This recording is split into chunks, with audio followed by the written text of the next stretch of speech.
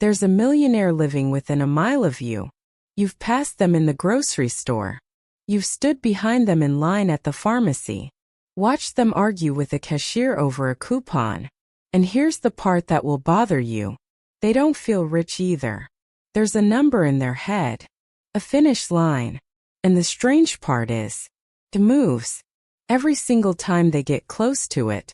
Not because the number is wrong. Because something in their brain keeps sliding it further away. The second it's within reach. And the part that should bother you more than any of this. You have that exact same number in your head right now. You just haven't caught it moving yet. Somewhere in the last 30 years, America quietly built an entire class of millionaires you cannot see. Not yacht owners. Not people with a private jet on speed dial. People with a paid-down house. A decent car that's 7 years old. And a number in a retirement account that would shock you if you ever saw it. They are not pretending to be normal. That's the part that's actually true. Here's what almost nobody knows. A household sitting at $1.9 million in net worth is already in the top 10% of the entire country. At $3.8 million, you're in the top 5%. Ahead of 90% of the United States. And they still feel ordinary. Some of them still feel behind. Sit with that for a second. Ahead of 90% of the country. And still behind. If a number that big doesn't feel like enough to them, what number do you actually think would feel like enough to you? Because whatever it is, notice what you just did. You picked a number. You didn't pick it out of nowhere. You picked it by looking at someone, person with more. A life that looks one size bigger than yours. That's not a coincidence. That's the mechanism. And it doesn't wait until you're rich to switch on. It's running right now. Here's the strangest part of the story. In the 1970s, an economist ran the numbers on decades of national income and happiness data. And found something that broke the simple story everyone believed about money. Countries got richer. Measurably. Undeniably richer. And average happiness barely moved. Not because people didn't notice the money. Because they stopped comparing their life to how they used to live. And started comparing it to the person next door. Economists later gave this a name. Reference point theory. Built on research from Richard Turlin. But you already understood it before he named it. You just watched yourself do it 30 seconds ago. That's the invisible class. Rich by any honest measure. And still checking the neighbor's driveway. So that's the first force moving your finish line. Other people. Here's the second one. And this one moves the number even when nobody's watching you at all.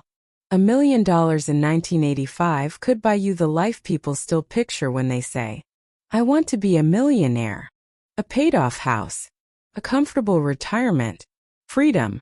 That same lifestyle costs a lot more today. By some estimates 2 to 3 times as much. Once you account for housing, healthcare, and the basic cost of staying afloat. The finish line didn't stay still. It ran while you were saving.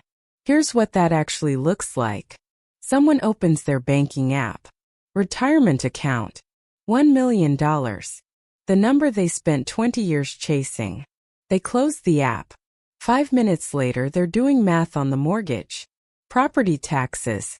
Health insurance. Whether college is even possible for their kid in 12 years. The number was supposed to feel like arrival. Just feels like homework. Because here's the part almost nobody says out loud. Most of that wealth isn't sitting in a checking account waiting to be spent. It's locked in a 401k you can't touch without a penalty until you're 59 and a half. Sitting in home equity. Value that's real but tied up in the house you live in. Not cash in your hand. $1 locked in a retirement account doesn't feel like $1 in your pocket. Feels like it belongs to someone else. Someone you're not entirely sure you'll get to meet. The version of you that's 65. 30 years from now. Still a little bit of a stranger. Behavioral economists have a name for this. Mental accounting. Research popularized by Nobel laureate Richard Thaler. Our brains don't treat every dollar the same. Even when every dollar spends exactly the same way at the register. So the number on the statement keeps climbing. Having $1 million and feeling like a millionaire are two completely different experiences. And now, the part that should scare you about your own future. Your brain was built for a village of maybe 150 people. For almost all of human history, wealthy meant you had more than the person 3 huts over. That was the entire scoreboard. Simple, local, survivable. The village is now 8 billion people. And it lives in your pocket. Your brain was never designed for a feed that shows you other people's yachts, other people's kitchens, other people's "we just closed on the house" post at 11 at night. You know the feeling. The scroll at midnight. The quiet math running in the back of your head that says, "I'm behind." Even on a night when nothing about your life actually changed. Think about the last time you got a raise. For a few weeks it felt like winning. Then the new number became normal. It became your floor, not your ceiling.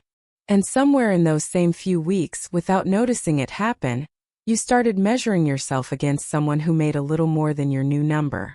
You've already ridden this exact loop. Maybe more than once. Psychologists have studied both halves of it. The comparing. Ian Festinger called it social comparison back in the 1950s. The idea that we don't judge our lives in a vacuum. We judge them against the person next to us, almost without choosing to. And the adapting. Researchers studying lottery winners found something similar. Even after a life-changing windfall, people's day-to-day mood tends to drift back toward whatever was normal for them before. Put those two together. And here's what you get. The house upgrades. The bank account grows. The baseline happiness barely moves. This is the wound. Every person watching this has felt it. That specific sickness of doing better than you've ever done. And somehow feeling like you're falling behind anyway. So if other people move the finish line, and the number itself doesn't mean what you thought, and your own brain resets the second you arrive, is there actually a number that fixes this? Or is the number never the thing that was broken? Here's the part that should genuinely disturb you. The people who built this wealth often can't enjoy it. Financial planners see it constantly. Retirees sitting on a paid-off house and a 7-figure portfolio, who withdraw 1, maybe 2% a year. Because every single dollar still carries the weight of every vacation they didn't take to get there.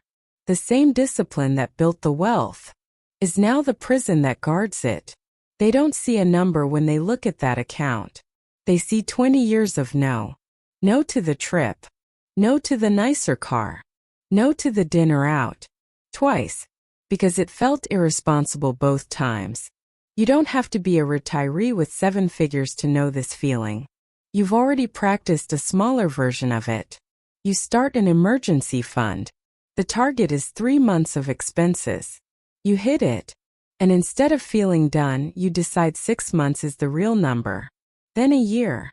Somewhere in there, spending $200 on yourself starts to feel irresponsible. Even though the whole point of the fund was to eventually feel safe enough to live. Same mechanism. Smaller stakes. You just lived it in miniature. Psychologists call the broader pattern loss aversion.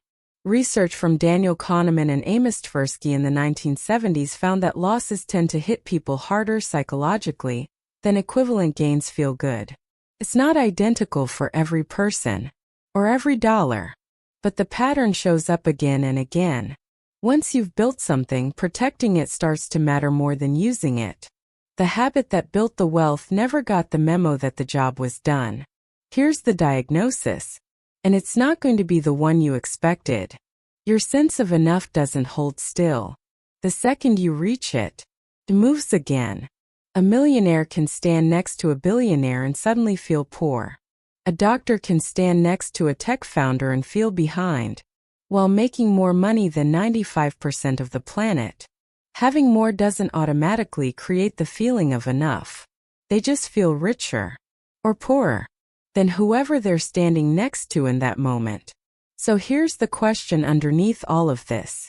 If other people move the target, and inflation moves the target, and your own brain resets the target the second you reach it, and discipline won't let you stop chasing it, then maybe the target was never the broken part. Maybe the way you've been measuring it is. Because here's what you've actually been doing this entire time. You've been asking a number to answer a question that no number can answer. Not, how much do I have?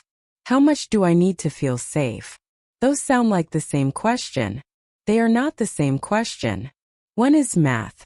The other one is yours to decide. And if you never decide it, someone else's life, someone else's salary, someone else's house is going to keep deciding it for you. That's the actual trap, not the comparison itself.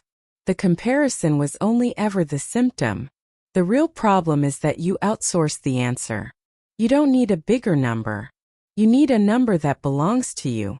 So what do the people who actually built this quiet wealth seem to have in common? If it wasn't luck, and it wasn't a secret formula, 5 things, told straight, no jargon. And notice, each one is a direct answer to something that's been working against you this entire video. The moving finish line. Other people setting it. They save like it wasn't optional. First, before the money ever hit their hands to be spent, they stopped waiting to feel ready. The number that never quite feels real even when it grows. They stayed invested through the years that scared everyone else out of the market. The crashes. The headlines. The moment everyone else sold. The neighbor's driveway. The upgrade you feel pressured to match. They bought a home. And instead of trading up every time life got a little better, they just held it. Discipline that never knows when to stop. They let their spending rise slower than their income. The raise came in. And the lifestyle barely moved. And the gap quietly went somewhere else. Not a dramatic sacrifice. Just a slower rise. And the target that keeps resetting itself. They gave time the longest leash they could. Because the growth that built this wealth happened quietly. Over decades. Not in one dramatic year. Nothing here is complicated. That's exactly why it works. And here's the permission this whole video has been building to. The goal was never to hoard the number forever. It's to spend it, deliberately, on the parts of your life that were the actual point all along. So here's the reframe. Real wealth was never the number. It's the moment you stop letting other people's lives set the price of yours. That millionaire in the grocery line. The one who doesn't feel rich. He's not lying to you. He's just still playing a game that has no finish line. Because he built the number. And forgot to change the rule. So be honest with yourself for a second. Right now. Before you go anywhere. At what exact number would you finally feel rich? 1,000,000? 5? 50? Say it in the comments. Name the number. Because the number you just said isn't the problem. It's what you believe is going to happen the moment you reach it. Safety. Freedom. Proof. Permission to finally stop. That's the actual diagnosis. And money was never going to be the one to deliver it. This is what Life Lens does.